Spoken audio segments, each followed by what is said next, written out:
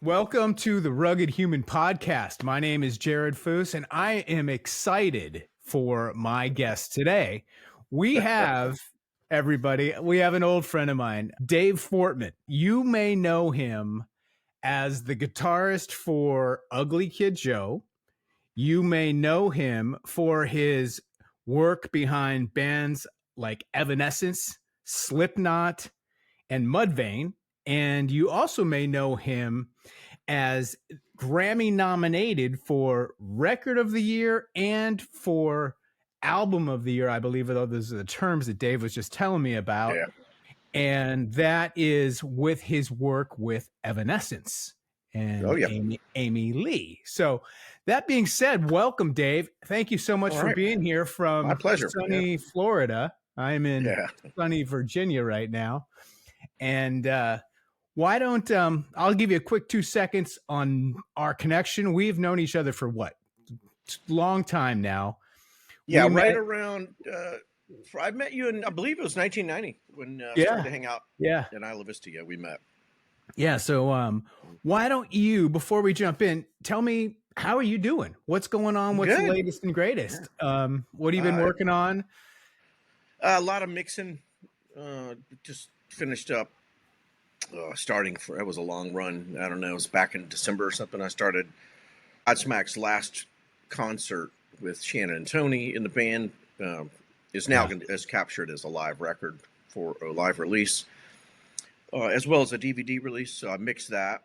This is all Godsmack stuff then? That was Godsmack, yeah. So I was on that. Now we're actually doing another Ugly Kid Joe record. So I'm trying to patch, once I move to this new house, then I'm going to reset up my studio and I should be able to finish. We have 3 songs left or something, 3 or 4, and then some patch ups on mixing. And then we'll have another UKJ. Yeah, I can't wait. So just to clarify a little bit, some people probably may not know this, but what is the connection between Godsmack, Ugly Kid Joe, and Dave Fortman? Well, it's Shannon Larkin, who was our drummer, starting, I believe, in 95. And then he was the drummer until we broke up in 97. And then, that was only 2 years that we had Shannon. Jesus, wait, is that correct? Yeah, I think that's actually right. Wow.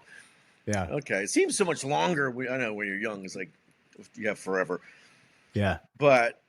And so then years later, Godsmack grabbed Shannon after he was in Amen. And then that circled around to me somehow to produce the band in 2009. I did The Oracle, an album for Godsmack. And then, I really got along great with everybody, and me and the singer are still really tight.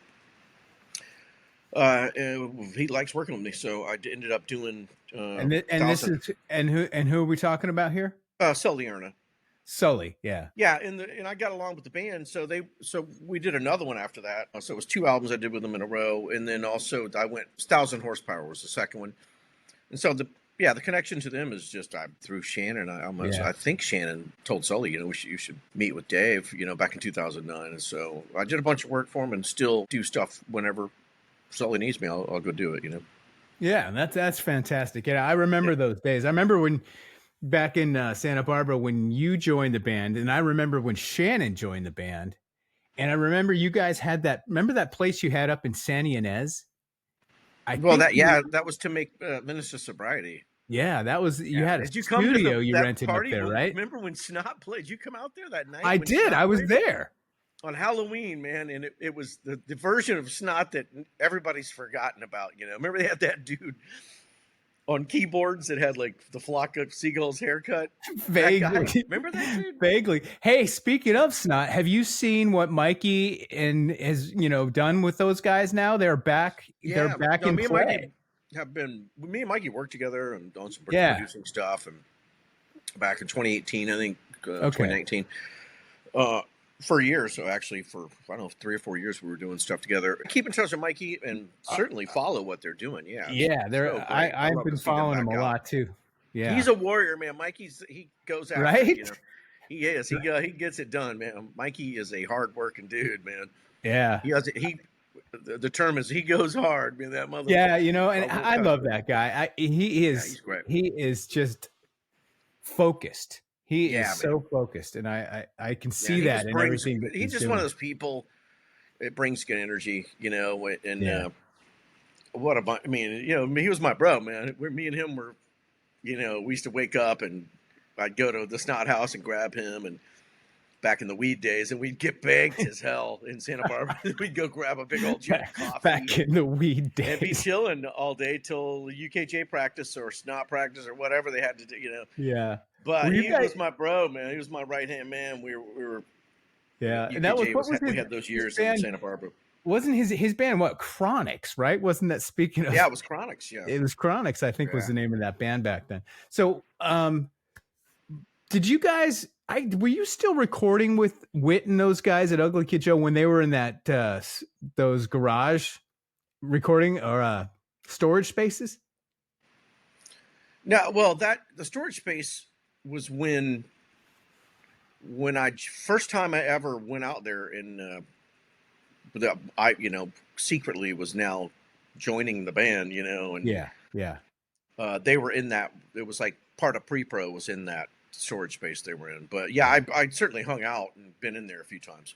yeah. That's But that. yeah, Yeah, when I those were joined the the early band, days. it was probably one or maybe just one rehearsal that happened in that storage space, and that was with Mark Dotson, Yeah, the producer, and then it was on to LA to go to the studio yeah, after that. Yeah. yeah. I don't think I ever got down there to LA to see you guys, but I remember a bunch of times in some different studios.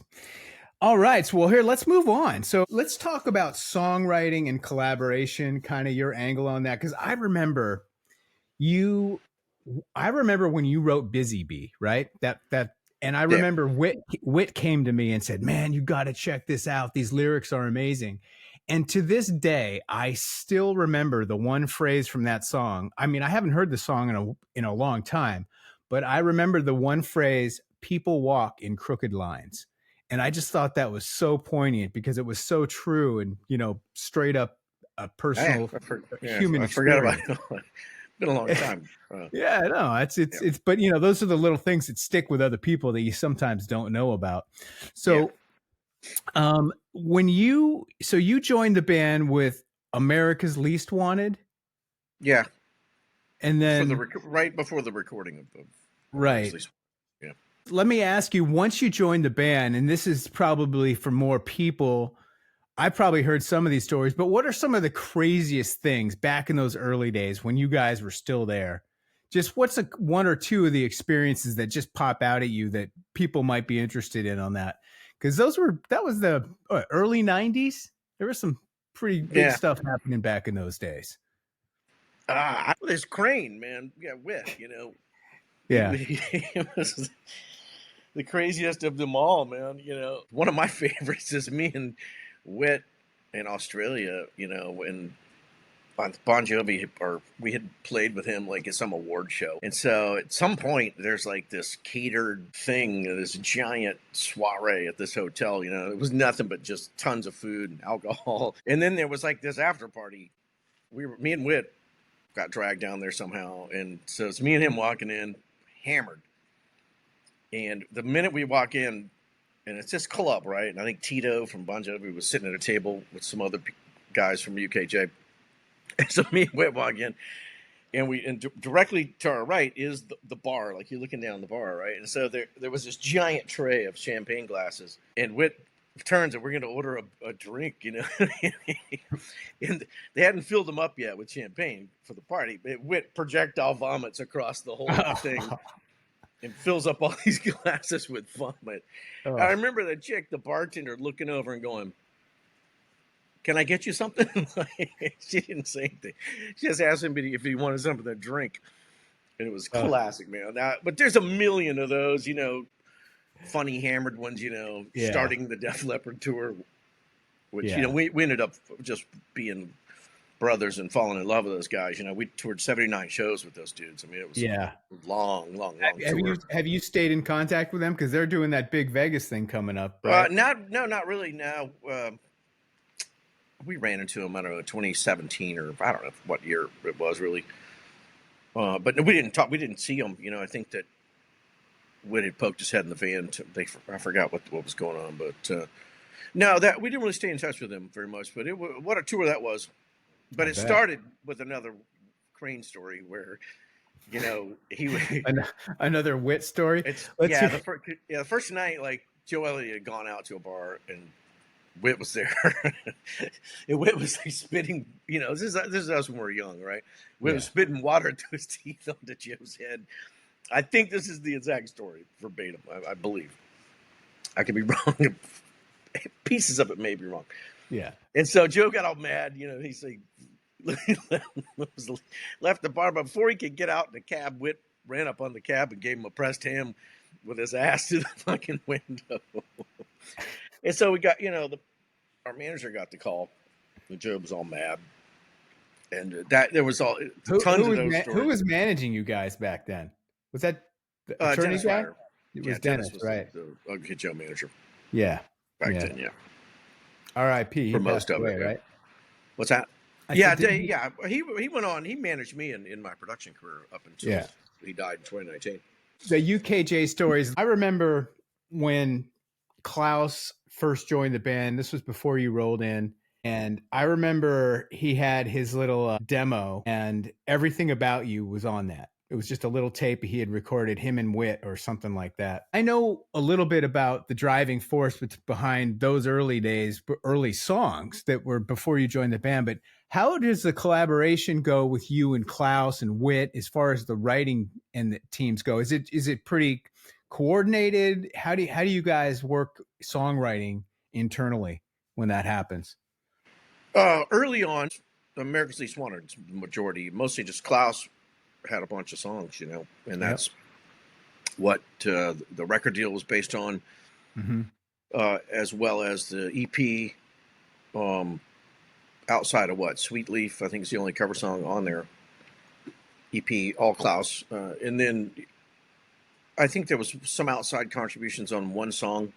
I'll Keep Trying. Maybe there's two of them. Yeah, Come Tomorrow, I believe, that were leftover things from other band members at certain times, I think. And maybe Al. Remember Al wrote part of something. I'll Keep Trying or something.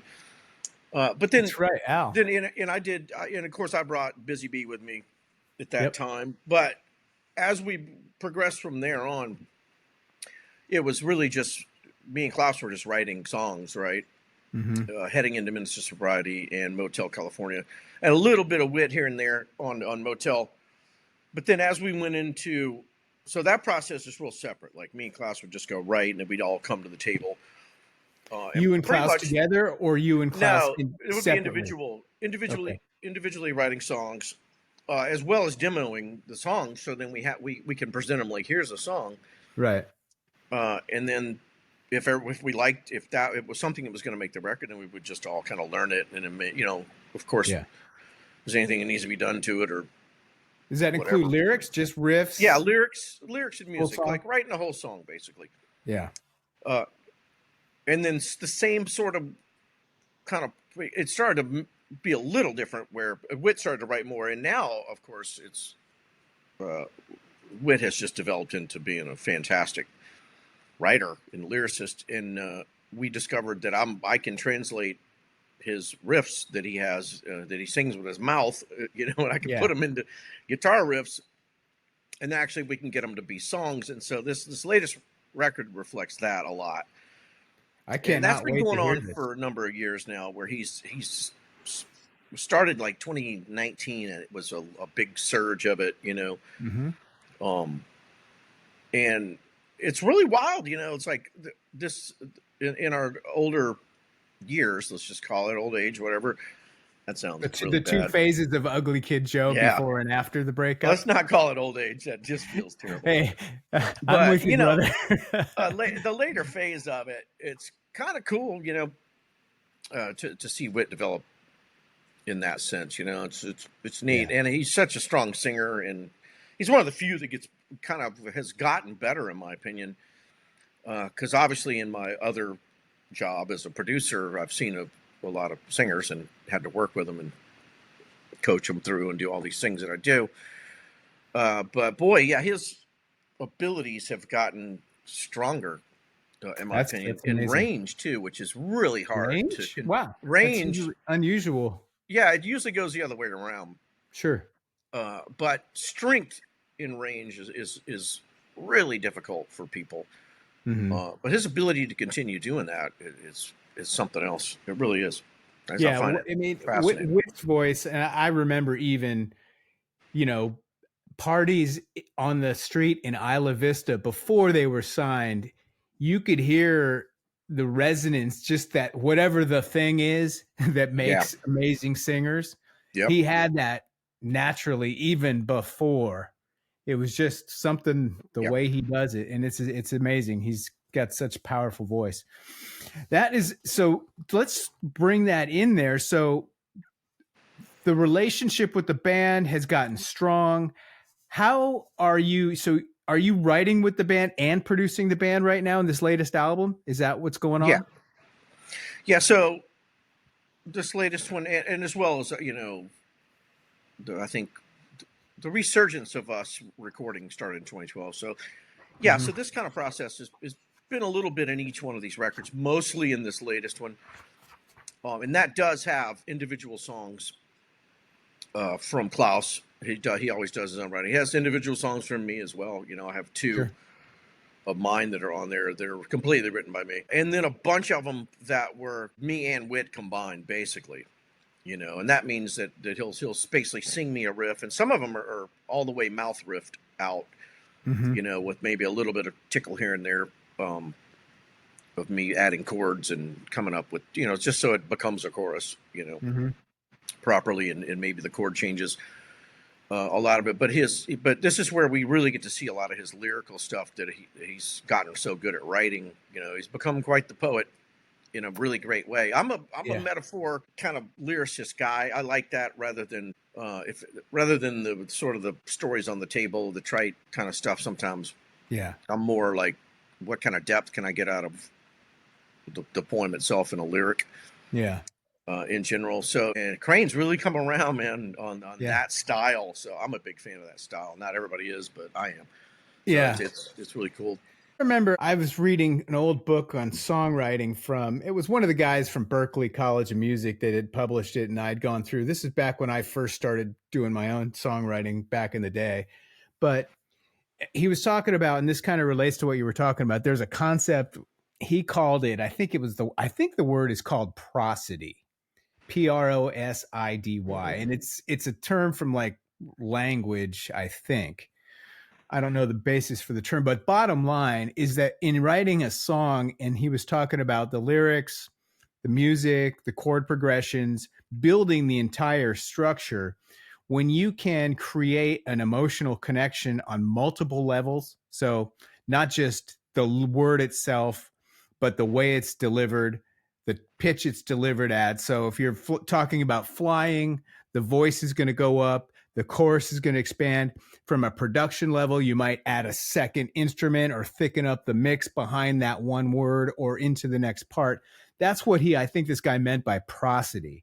But I think that's a naturally kind of a built-in thing to good songwriters. How do you guys, when you talk about songwriting and you're talking about Whit evolving as a great lyricist and songwriter, how does that connect in? Do you guys think about that when you build meaning and emotion, when you're building the songs, turning pre-choruses into choruses, et cetera, et cetera? How do you approach that part of songwriting, Dave? Well, for me and Whit, personally, like let's just call it our co-writes, right? Yeah. Which is this latest thing we've been up to. Mm-hmm. A lot of it really him just sit there and just go over it in his head, and he has something he'll come up with.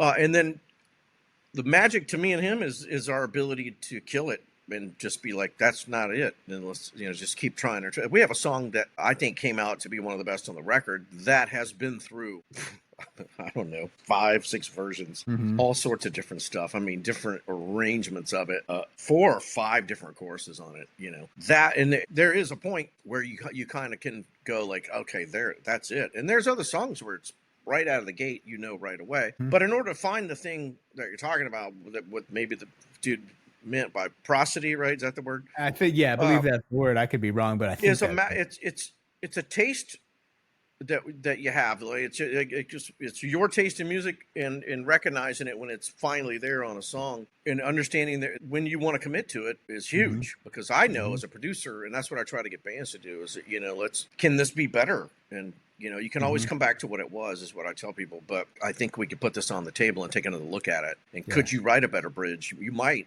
And oftentimes, man, by continuing to work on something, you will end up landing a new part or section that can be all the difference in the world in the tune, and it changes everything on the way it feels. And it's lots of, man, just years and years and years of repetition and understanding what songs are and how they feel good, and why they are great, and when a lyric works and when it doesn't. That only comes from experience a lot of times, but not every time. So some people can just get it right out of the gate. It's amazing. Yeah. Songwriting is such a subjective thing, and whatever the it factor is, it's really hard to pin that down.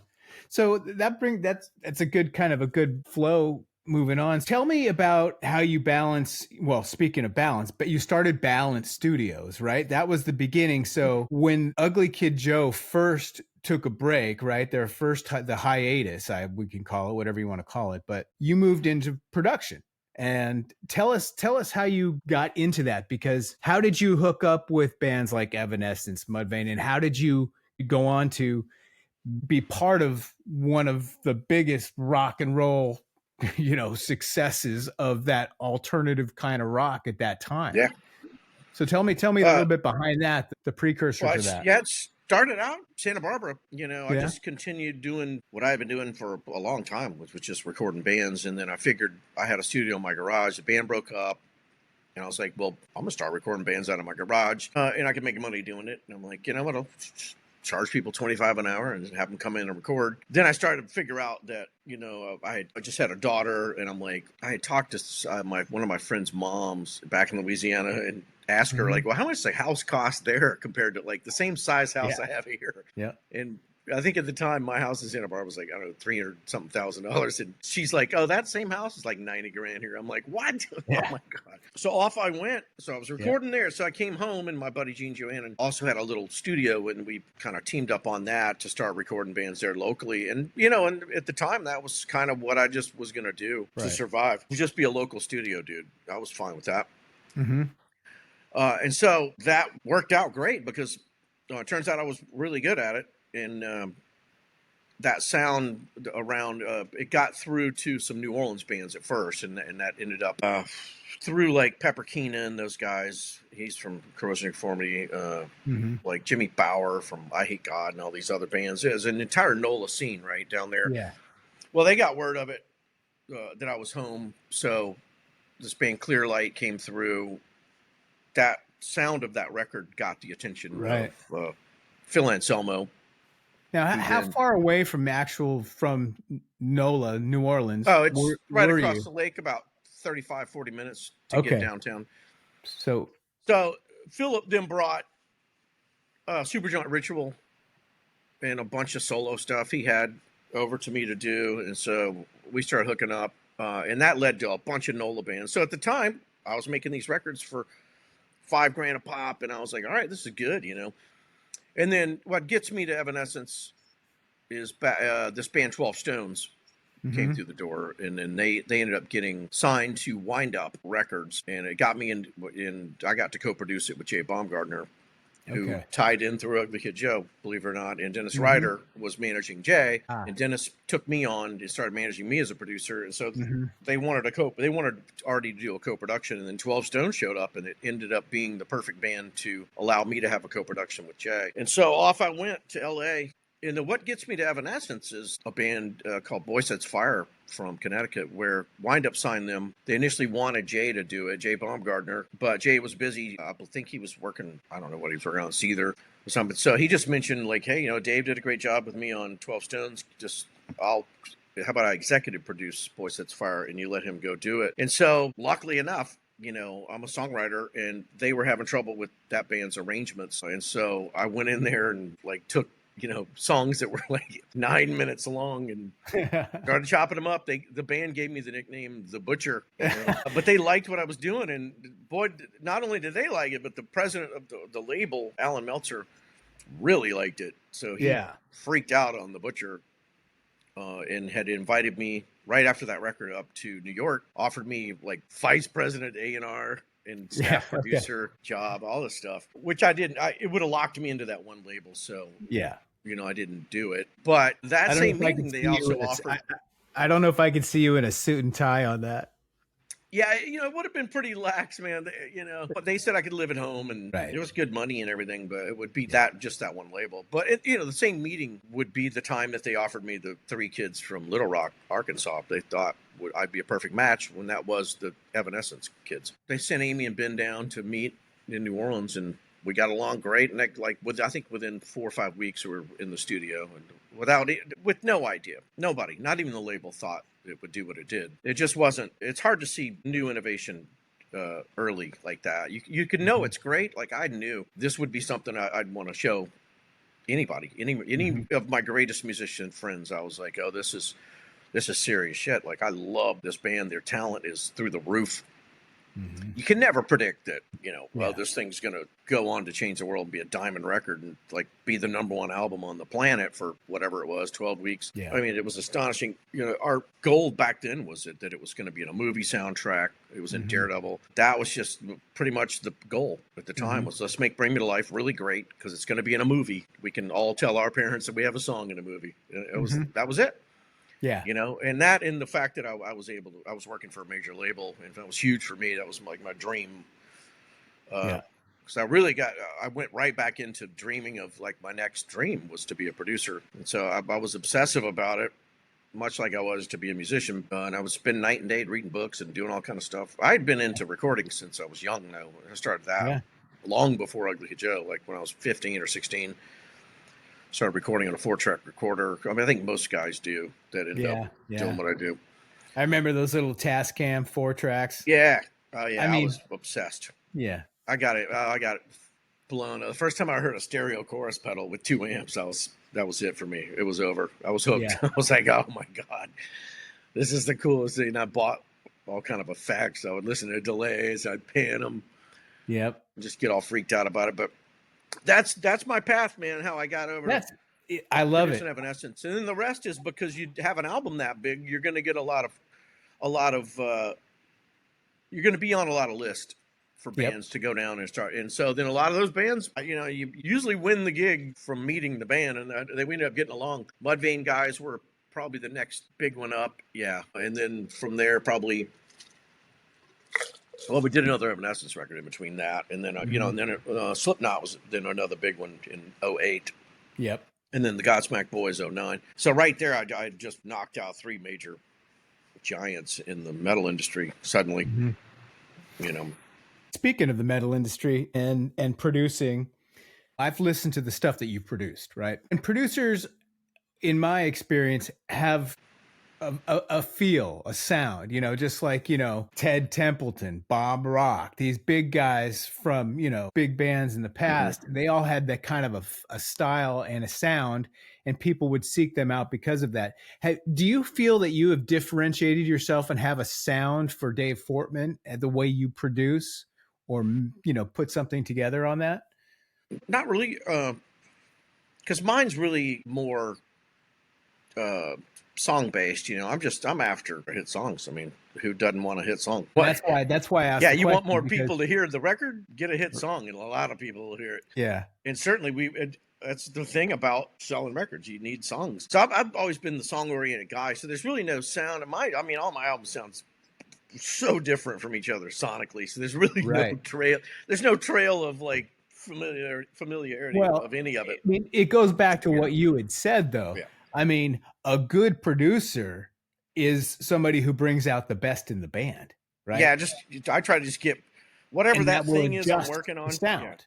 Yeah. Yeah, whatever it's in front of me, I'm just trying to make every single moment, like I'm trying to just milk it. Like I want maximum extraction out of every element of that band. Yeah. People wise, I want it all out. I want all their talent. I want the best we can make this song out of every song on the record. We're going to try to go all the way with it. Yeah. And so that process, you end up with things that are way different than the album before, because the people I'm working with are different, and the things we're shooting for overdub wise, so it'd be impossible for me to really have a sound as a producer. Yeah. More makes just complete sense. Just a result guy. You could, Yep. on every record that I've had that were big bands, the one thing that's continuous is that the songs that were big singles, I was a big hand in, for sure, in the vibe and in the arrangement of. Absolutely. In all of them. Most Absolutely. of them. Well, not every one of them. Let me think. Godsmack's they're pretty arranged already. But the vibe and the talent and me getting the vocal cut and all that I'm heavy-handed for sure. I have a lot to do with that. Yeah. Well, those things. But now, like Bring Me to Life, that's a huge part of my arrangement too. That was a lot of those, the bridge A and B. Those are all my things. A lot of that. I love. So that would be my signature. I'm getting the song knocked out of the ballpark. And I think that's the can-do attitude that I think makes you such an expert at what you're doing. So speaking of expertise in that, I wanted to get a little bit more granular because I've had this question in my mind. I like to listen to, the new metal, the new hard rock. I mean, I'm a 90s rock guy from our generation, right? But I still like to listen to a lot of this new metal. And one of the things that I've noticed, especially when I pay attention to things like production, right? I listen to the kick drum sound. I listen to the way they're using compression. I listen to how they're layering. And then I listen to a lot of the sequencing now in some of the new metal, to where the drums, there's synthesized sequencing stuff going on that never really used to be in the raw rock and roll, that from my day anyway. Do you get into that new thing? Do you feel that there's a new sound that it's kind of being created by some of these new heavy metal bands, that are out there driving things like Octane, the Sirius XM new metal channel at all? Yeah. Well, I mean, some of the birthplace were records like Evanescence. I mean, that's, like almost every song. Yeah, they were definitely a precursor to that, I would have to say. Almost every song on the Unfallen has some sort of drum loop or industrial thing happening behind the real drums. Sure. That'll allow it to have that kind of feel. And there's always orchestration. But the difference is really the tonal quality for what metal is now, like as of the last, 5-10 years. It's just different choices. Sound, it's different choices on like the triggering the drums. Drum sounds have become more swung towards way more stick and pedal sound, brighter tick going on than if you were to go back, let's say, to 2001 or 2 and look at like Andy Wallace's work, which there like the tick of a kick drum was less and it was more in and out, where you hear you don't hear every single pedal, which was defined early on by Pantera, the Black Album, Metallica. These things were definite, what I call definite drums. Definite drums are like, they're definite now these days. Yeah. It's like there is not a song on metal, like heavy rock radio. Every song is like kick drum hell. It's like tick, tick, tick, tick. Yep. You're not getting rid of it. It's in your fucking face. And it's generally happening across the spectrum now, even on the newer country music mixes with Jim Cooley. Those things are definite drums. They're not blended. Here they are. Buddy, you like a kick drum? Here's a kick. It's like right. So speaking of that, I'm friends with this guy named Ryan Hewitt. He's a big mixer guy. I don't know if you know him in your world, but Ryan's he's a friend of mine, and I was at their place in Nashville. His partner is a good friend of mine from high school. Actually, I'm best friends with her older brother. And anyway, point being is that we were talking reverbs. We were talking, big spatial. He's really big into Atmos now. I mean, he's become one of the experts in mixing for Atmos and things like that. How do you translate this big sound that you obviously get with your bands, and not just you, but in general, now that we're so focused on mobile? I mean, you can't get physically a big sound out of a teeny tin speaker in your iPhone, yet people get really big sounds out of that. How do you mix differently now for the new technology, for streaming, for 99% of people are listening to music on their iPhones at this point, right? So how do you accomplish that? I've always wondered. Well, I mean, how do you approach it? well, the numbers are headphones, which helps everybody because who doesn't love to listen to music? I mean, I love mixing on headphones. Yeah, exactly. 70 something percent of the population is now listening on earpods, right? Sure. And that's a large percentage of those are Apple earbuds, the regular plug and play style. Mm-hmm. So that puts us in a different thing that I always love to do anyway. Mm-hmm. I finish every mix on headphones now because that's in the end what people are going to listen on. 20 years ago, it was 73-4% were all listening in cars. So then that mattered a lot, which was going to make you go to your. I still go to the car to make sure that's going to be okay. There's a lot of information to be had, but there's no cross information, right? There's a term for it. I forget what it is on headphones. So then you have to play a balance game for headphones. Now, what becomes on the phone out loud? I don't really know a lot of people that really worry about that. Mm-hmm. That's just a byproduct that works no matter what. If you get a good mix happening that's going to sound good on headphones and in the car, it'll sound good on an iPhone because you're just looking at the treble elements of it. Exactly. So the treble, I mean, at least in my history, when you got a good mix, the treble elements are working. There's no reason to take all the bass out and try to listen to it and see if you got it. You already have it. If it sounds good like you have it with all the bass in there, it'll sound fine on an iPhone for sure. Mm-hmm. And the people that are listening on an iPhone aren't really going to care because if I have a vocal, it's going to cut through an entire frequency spectrum. It'll certainly be loud as hell on a phone, and that's what people pay attention to is the vocal. Mm-hmm. If they're going to just jam it on here, like, is this song good? What are they really listening for? Those elements come through. Speaking of, but you want to make sure, man. Like these days, headphones are where people are really going to listen and stream and sit. They do everything on. Everybody's doing everything on earbuds now. That's what it's come down to. So if you had to say, you would adjust a mix bias towards making it sound the best on earbuds versus some old school Sonos stereo thing out in somebody's deck. Well, the balance is these two things, right? In headphones, right, you're going to get your left ear is going to hear all left, your right ear is going to hear all right. Now, when you take that onto speakers, both ears are going to hear a little bit of each one. Sure. So what happens is when that cross of frequencies and decibels happens, then certain things will end up being louder than they sound in headphones. So you got to be careful. So what I do is I've memorized the levels of like where vocals sit, guitars, drums, but what doesn't sit always is like reverbs and delays. Like I'll get excited about a delay throw I have in a verse or something, it just goes, hey, hey, hey, and to bring in a chorus. And then I take the headphones off and I'm like, whoa, Jesus. And it's way too fucking loud. So there's subtleties. Those are the hard part, really.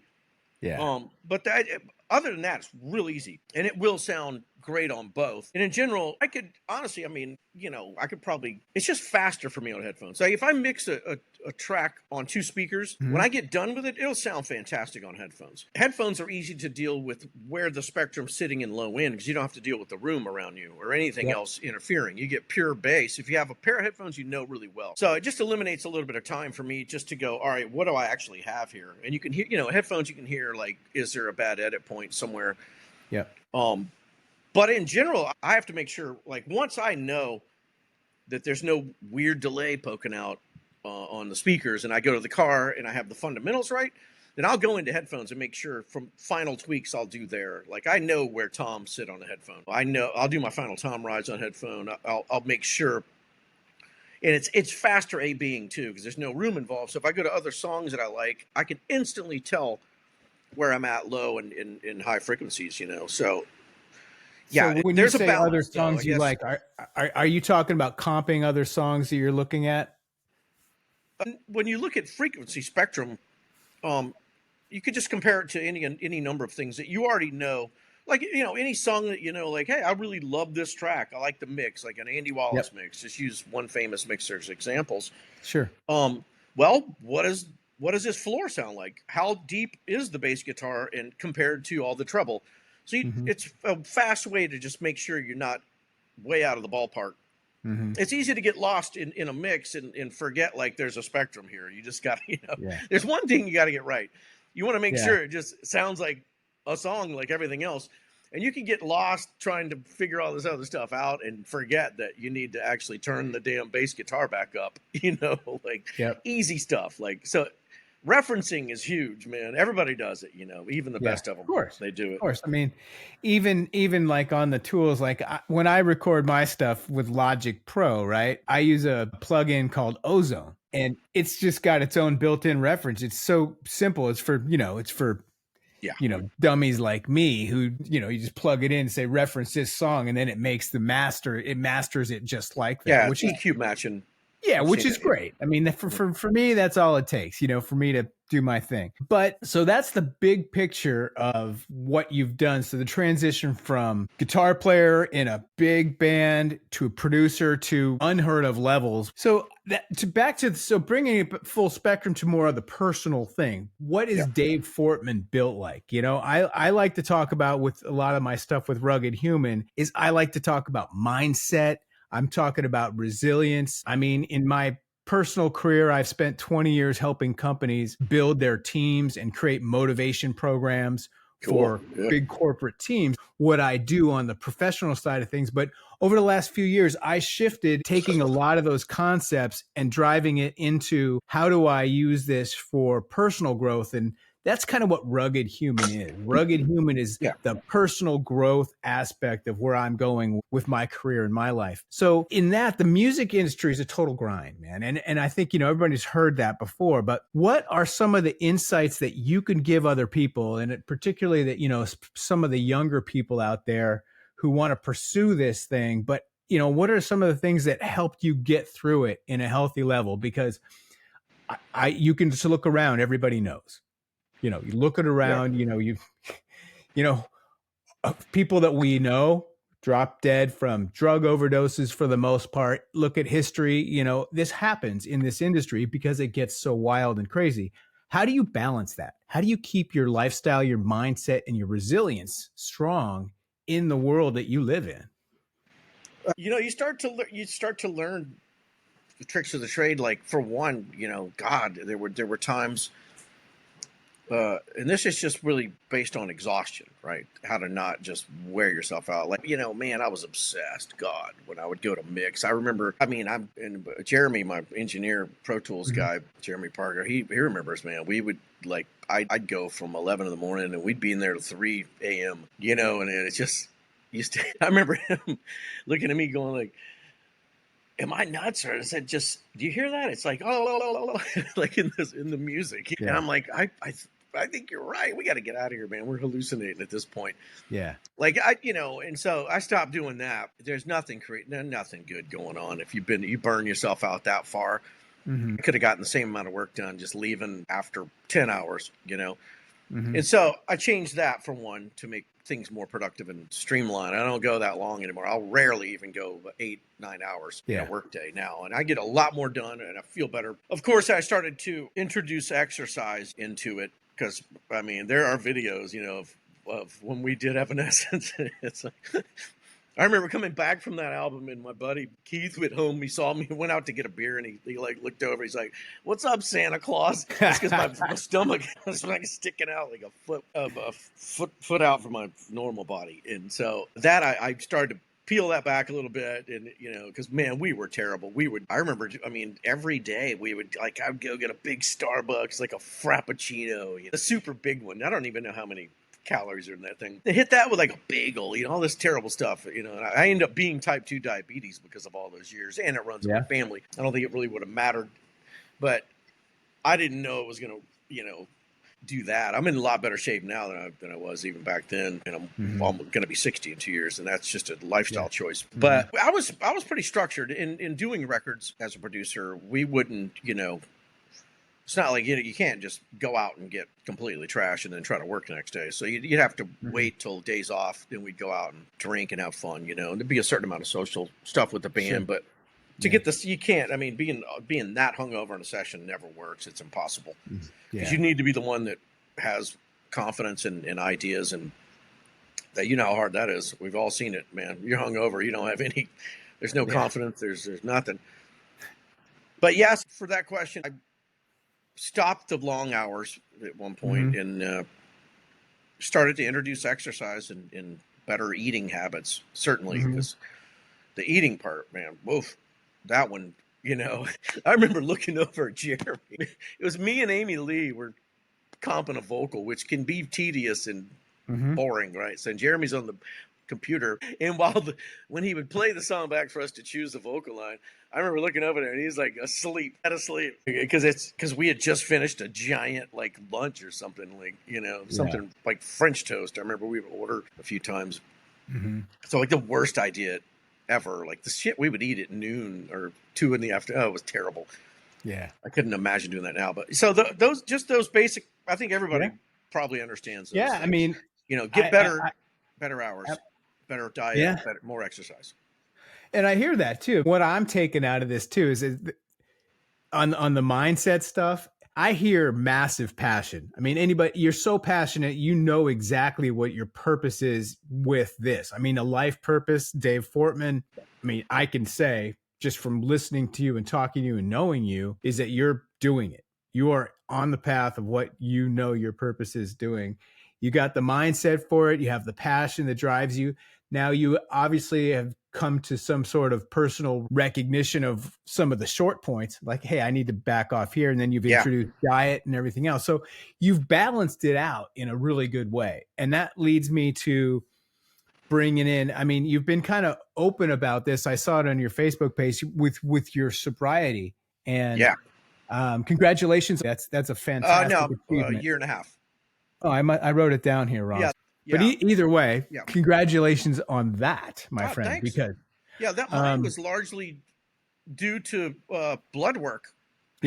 Just health, because I didn't know. You know, I had because look, I loved it. I like beer, man. I'm a beer guy. You know, generally fun. People love me when I'm drunk. I'm not. You know, I wasn't having some kind of like breakdown or some life crisis over alcohol. It's the fact that I suddenly started feeling sick when I would drink. And then I had a couple episodes when I was throwing up after I wasn't even near at my level of what I could put down beer wise and have a good time. Right. So then that blood work turned out that the blood work that I got done turned out to be the perfect storm that showed up. Was that I had type 2 diabetes, I had hypertension. These things come from my parents, right? And then of course drinking. You know, I'm a beer guy every day. I'm just drinking a lot of beer. Those things I didn't know were already through the roof, right? My blood sugar was something crazy when I went in. The guy's like, Jesus, man, we got to get you on something, metformin or whatever the medicine was. Blood pressure through the roof. I mean,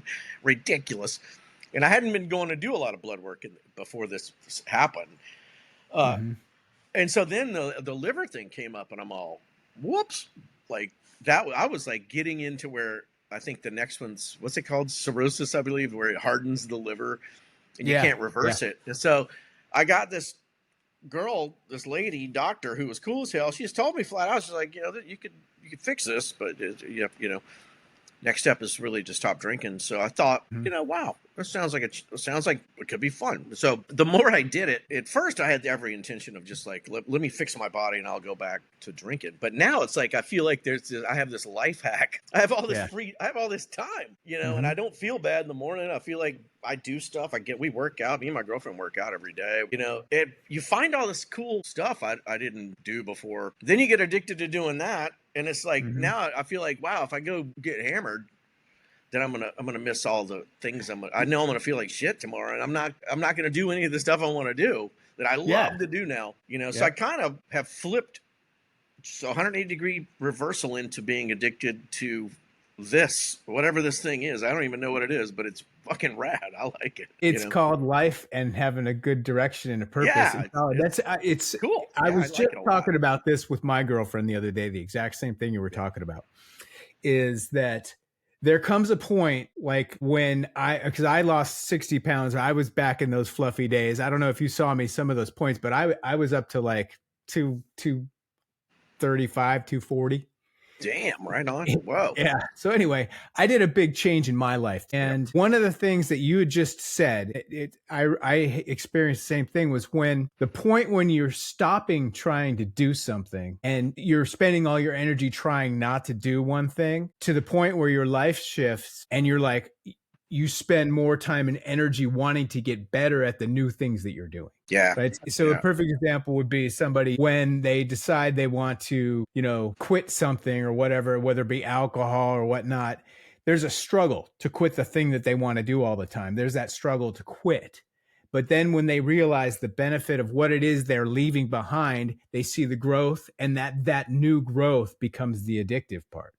That's that You know what I explains mean? me. You're addicted to the new growth and the new potential that you have as a person. Yeah, well, certainly, it's happening to me right now. I never say that, I can see it. Yeah. I'll never say like, this is exactly what it'll always be. I don't know. Never say never. Yeah, never say never. I mean, maybe I start drinking it at some point, but I know that right now, this is really cool. It's really fun, so. Yeah, it feels good. I certainly can't imagine giving up all this free time, because it takes time to drink, man. You need some time, and it takes time away. I mean, your efficiency level skyrockets, right? Yeah, that's amazing, dude. I would back. I mean, especially when I do write. I'm a good writer when I'm drinking some beer. I write some good songs, but maybe I'm a good writer when I'm not drinking. I don't know. It's just the writing process happened when I was drinking. Maybe I'm just thinking that, but. I started to calculate the other day. I'm like, oh my God. So if I did what I used to do right now, it would go grab some sushi, whatever, 5 o'clock, then I start right there's 2 or 3, 4, 5, Kirin, large. Yep. With some sake. And then I'm buttery and I'm like, well, shit, might as well go to the bar now. It's like 6:37 and I'm there and I might start playing pool with a buddy of mine or whatever. And then that goes into, even if it's 11 or 12 at night, so right there, you've already almost like an 8-hour day gone. Yep. And really, what did I do? That's the way it works. Except for just buy a bunch of alcohol and drink it. And now I'm going to feel like shit tomorrow. So that means when I wake up, now there is a little bit of I would have laughed. I would have had a fucking great time with my buddies, whatever. Okay, it would have been fun.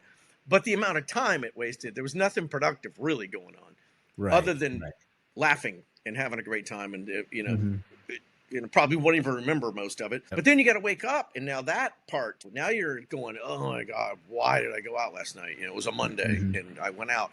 And now I'm worried about, well, damn it, I hope nobody calls because I feel like shit, so maybe I should get a beer. So weird. The cycle. And then the cycle starts. Yeah, I was in that for a long time. Then I get buttery, and I'm like, wait, it's all going to be good. Get another 12er now. That's the vicious cycle. So you find yourself in that. And then you quit a few days and you feel great. You're all, what? I'm gonna go to the gym. I'm gonna work out. Yeah. And then you feel so good after working out that you go hit the bar again. Yeah. And you're right back where it's at. So then if you look at just 1 week of that, you've lost, I don't know. You only really had half of that week of your looking at the scientific, the efficiency level of it, it just makes more sense. Yeah. So now go ahead. That is not drinking in moderation. That's like That's beer, Dave, right there. That's how I would roll, But most people can drink. I have a lot of friends that drink in moderation. They're fine, right? Yeah, me too. I have a lot of friends who can't. It's just, I just really, I like it so much. I just can't really be the moderation guy. I don't know. I may try it at some point, but not right now. I don't know when. Can you moderate yourself on 18-hour studio grinds? Now you can. Yeah. Now Absolutely, you can, right? Yeah. So I think there's a little bit of experience that goes into getting to be a little gray in the beard like we are, but either way. So that's amazing. I mean, I love to hear how you balance it, the decisions you made, and why. That's I think it's a great example for kids, younger kids, seeing a full cycle, because you could not be here today talking to me if you made different choices, right? So now tell me what the future has in store for this amazing version of Dave Fortman that you just described to me. Well, I'm moving. Me and my girlfriend are moving up to Northport. Sure. Which that's a little more slow, peaceful area. It gets us closer to. There's some beautiful beaches up in Venice. Is that on the inside of Florida or on the ocean side? We're on the West Coast. It's just So going to be more coastal. It'll be 25 minutes from the beautiful beaches of Venice. yeah. But we were going to move to Venice, but I'm just not cozy with being that close to the coastline in a hurricane prone state. Yeah. I mean, Because it may or may not flood, but the fact is when they cruise in, you have to prep for it no matter what. And I don't want to unload all my studio stuff every year or two, and have to move it and then move it back because it didn't flood, but we got to. Now you leave it one time and it does wipe you out. mm-hmm. So I'm not funny playing that game. So we're getting far enough off the coastline in order to not have to worry about that part. Yeah, those things that we didn't have to worry about in California, right? Now I'm also on the East Coast now. I'm in Virginia. Yeah, yeah, you got a little bit. Yeah, yeah. It's not so much. It's not as much where we are. We're inland a little bit, but California was like storms. Oh, yeah. It rains 2 inches and it's all of a sudden storm watch 2025, right? Yep. So moving forward, I'm going to finish up Ugly Kid Joe. Yeah. So tell me about that. So you got the new Ugly Kid Joe album. Do you guys have a name for it? Not yet. Whit and Klaus are currently in motion on it. So there's some great ideas. How many tunes you guys got on that album? This will have probably 12 songs on it. 12. Yeah. And you said you're down to the last 2? I have 3. Actually, wait, 1. Yeah, I have 3 songs left. I have to mix. So they're all recorded rough mixes. Where are we at now? We're mixed on 9 are mixed. I got 3 more to go, which I'm going to do in my new setup. Sweet. Once you get settled in about 3 weeks from probably now, I'll crank back up, something like that. Maybe less time. And it's just probably a lot of mixing. And whatever pops up, come in the future, and that's pretty much it. Yeah, just chilling. That's great. So, when do you anticipate the new album dropping?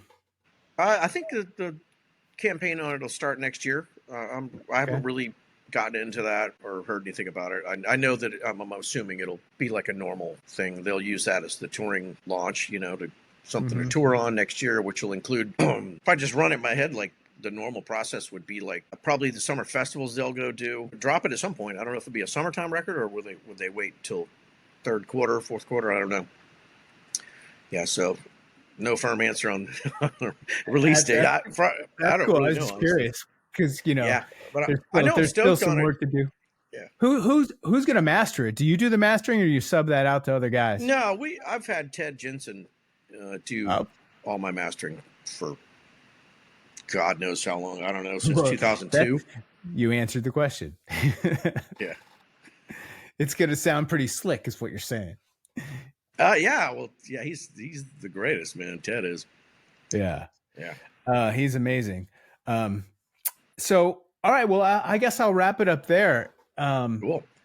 That is amazing, Dave. I am so pumped. Do me a favor, say hi to Whit and Klaus for me. I will, stay for in sure, touch with Klaus a little bit, but I haven't seen, I shouldn't say that. I saw Whit like maybe 6 years ago in Vegas. He was doing another animal show at like the House of Blues or something like that. I ran into him briefly, but that was in the heyday of my dark days. So I probably didn't have a lot to say to him at that point. So, but either way, give my best to him. Give him a big hug for me. I love both those guys. Yeah. I appreciate that very much. So Dave, thanks, man. Thanks for coming on. Pleasure. And I got to send you a copy of my new book, man. Yeah, fire it up. The Habit Switch. Oh, it's upside down. There you go. Nice. Yeah, I'll take a copy. Yeah, no, I'll send it to you. I'll text you and then just shoot me your new address so I have your address. Okay, cool. Yeah, I'll text it to you. I'll get one sent out to you. Awesome. All right, my friend. Thank you very much. I am so pumped. Can't wait to hear the new work you're doing and looking forward to following your career as I've done for a long time. All right. All right. You have a great afternoon, brother. All right, man. See you later. Bye-bye.